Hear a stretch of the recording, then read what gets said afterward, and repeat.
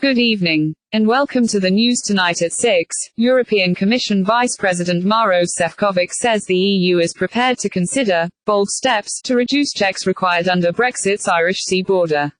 Speaking at a special sitting of the Northern Ireland Assembly Committee, Šefčovič said the EU was willing to accommodate permanent flexibilities to the Northern Ireland Protocol, which has created economic barriers between Northern Ireland and the rest of the United Kingdom. The protocol was created by the UK and EU in order to keep the land border between Northern Ireland and the Republic of Ireland free-flowing.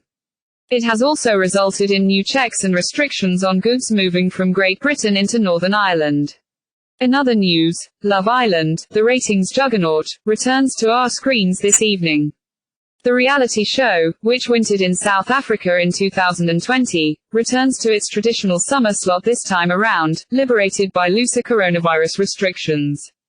The series was hit in 2020 by the suicide of its longtime presenter, Caroline Flack, who had left the production several weeks earlier, after police charged her with assaulting her boyfriend.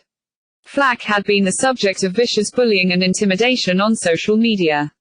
Two former contestants had also died by suicide, prompting concerns about Love Island's responsibility to everybody involved in the show.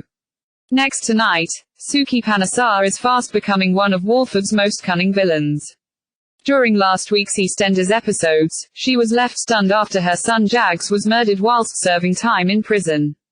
Pest controller and new dad Jags was sentenced to 4 years behind bars after his own mum Suki framed him for the robbery on Ruby's nightclub and the assault on Martin Fowler in October last year.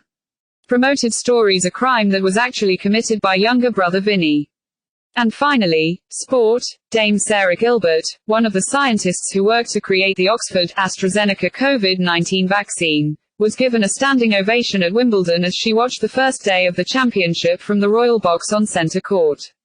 The crowd applauded and cheered the jab co-designer and her colleagues along with medical staff and other inspirational individuals in honor of their work to defeat COVID. That's it, very latest. We're back with the late update at sadly earlier time of 9:45. For now, have a very good evening, and remember, you watch Love Island at 9 o'clock. Bye for now.